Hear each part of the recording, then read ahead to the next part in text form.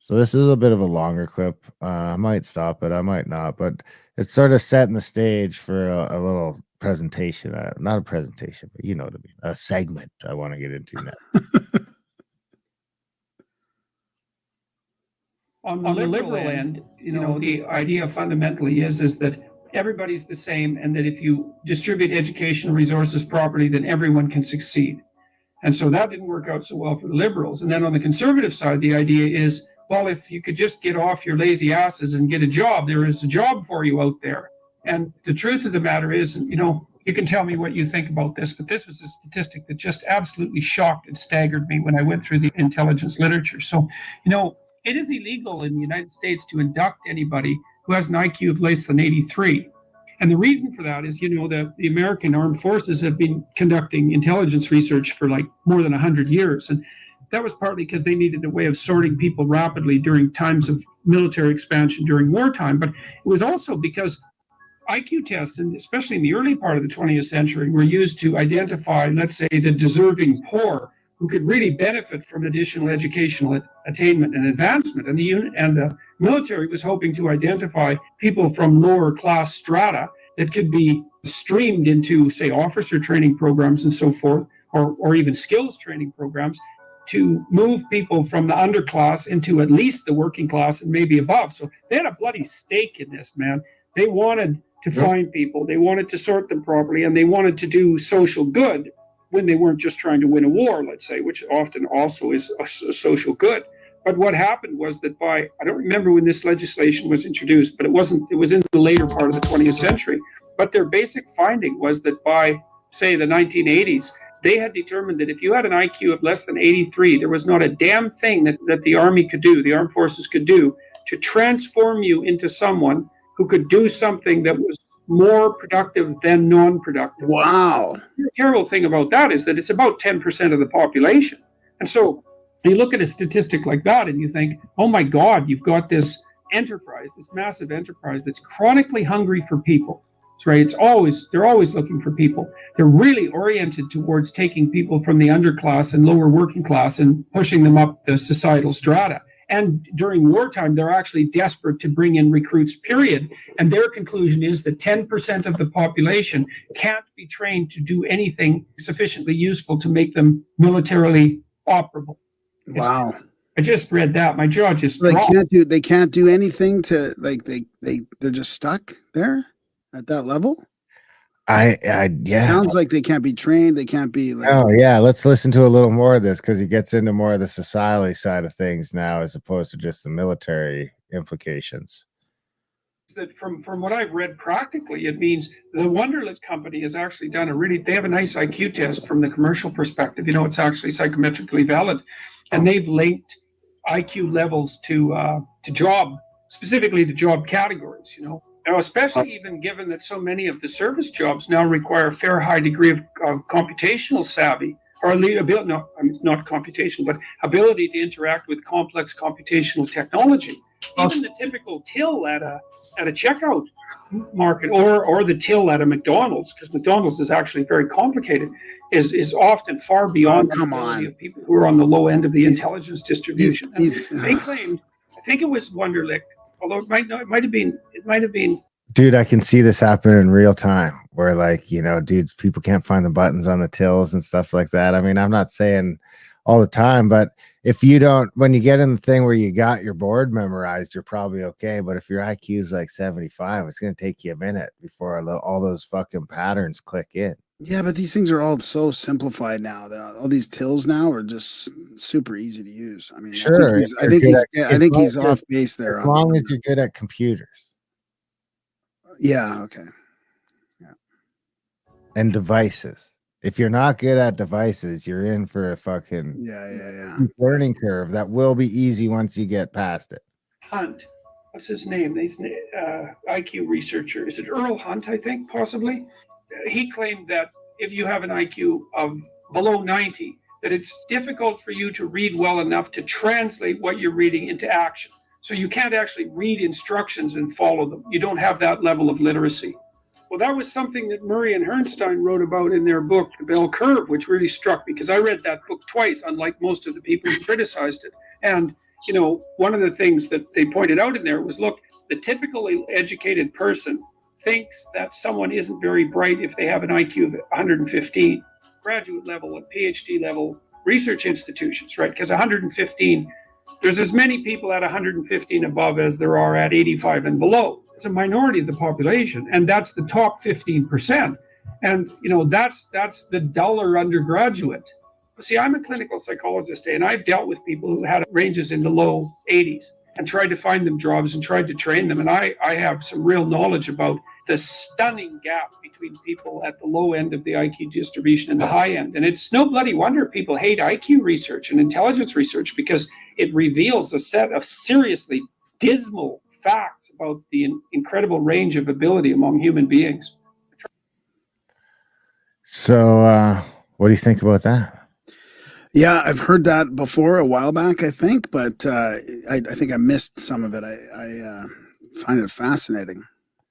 I got one more clip here. This one's a little shorter. I mean, I am a little skeptical of some of that research from psychologists and all those people back decades ago. I don't know.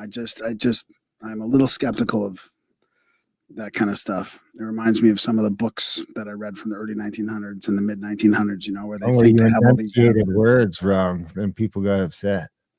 Yeah, I guess I was feeling like my IQ was pretty low there when I couldn't figure out how to enunciate simple words. So here's another one. I know some people hate Peterson. So here's one from Wonk Labs.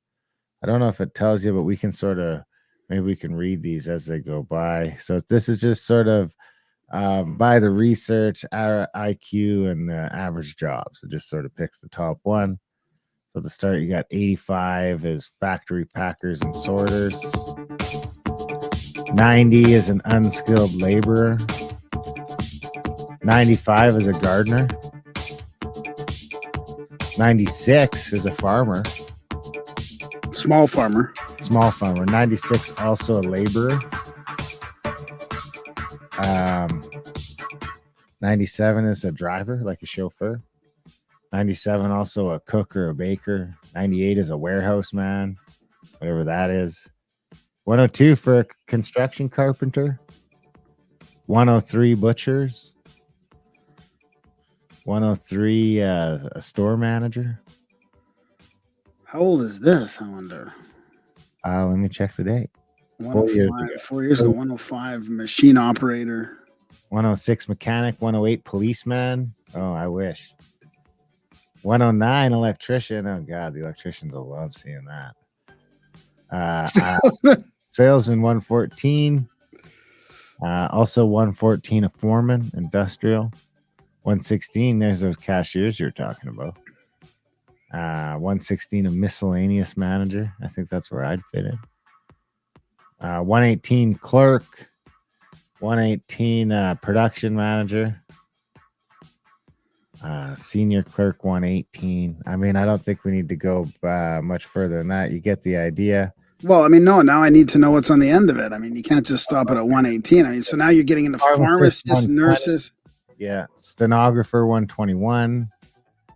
Education administrator 122. Oh, come on. I mean, these all white dudes. General managers. 122 is an Asian dude, general manager. Oh, come on. This has got to be propaganda. School teachers at 123, engineers at 125. Oh, my God. That makes sense. The engineers, doesn't it? Not the school teachers. Are accountants pretty bright usually? Yeah, I guess. So now we're getting up to accountants, lawyers, physicians, and surgeons. And professors and researchers. So is this 131? Are they lining this up for us, or are they saying that this is where people end up that have those IQs? Or do you know what I mean? Like, yeah, this is the so this is what it says on the thing from Quora. It's from Quora, and visualization of the profession by average IQ of the people in that profession. Okay, interesting. Yeah, that's really interesting. So it started at 85, right? Yeah. Like what you're saying is 10% of the people are below 85? Yeah. According to, or below 83 or 85 or whatever that was. Or, yeah. 10% of the people. Yeah, I'd like to see the actual distribution, like the bell curve of that. So, what do you think the average IQ of Canada is? 100. 99.52. What about the USA? 96. 97.43. Pretty close. What about China? 112. 104.1. Yeah, that was a bit of a leap. That seems like a bit of a stretch. They did. I was trying to see if I. 112 is a stretch. 104 makes sense. But I mean, this can get you canceled, right? I mean, we shouldn't even be talking about it. This isn't even like first half of the show content. I mean, It's barely. Isn't this why like I'm not Stefan saying anything. is I'm just canceled asking everywhere? questions. Hey, listen, calm down. Calm down. Nobody's getting canceled. Nobody's getting Well, now canceled. you're starting to bring like nationalities into it and like I'm bringing countries into it. countries, Not nationalities. Yeah. I can't find because Israel's usually pretty smart, right? Yeah. Who do you think the smartest country is? Well, I thought it would be China or Israel, maybe Korea, maybe South Korea or all Singapore. Asians. Singapore, maybe. Racist that you're picking all Asian countries. Well, I'm not finished yet. I mean, Germany's up there probably. Germany and Finland do top out the top 10, but the rest are all Asians. I mean, Japan, Taiwan, Singapore, Hong Kong, China, South Korea, then Belarus, Finland, Liechtenstein, and Germany. Yeah, that makes sense. Yeah, interesting. It bears mentioning that Lynn studies, well, comprehensive tend to spark considerable debate, which of course is what you were talking about. So okay, now let's jump this down the other way because I got a map here about this. So here we have the average IQ by country. This is where I got it. So there's a Canada 99.52. You know, here's the UK for the UK posse 99.12. We're a little smarter. Sorry guys. But then you go to like our number one immigration partner right now, and you get a 76.24.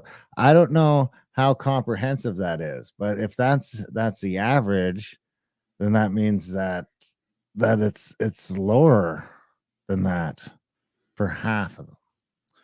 Now, so I'm just asking the question, how much can you expect two populations to assimilate how important do you think IQ is in the civilization, in our society, I guess? If you're gonna bring like 2.7 million visas for 2023, 2024, and for the student foreign exchange program, like and they're all from one country, and the average IQ for that country just happens to be 25% lower than the country you're bringing in.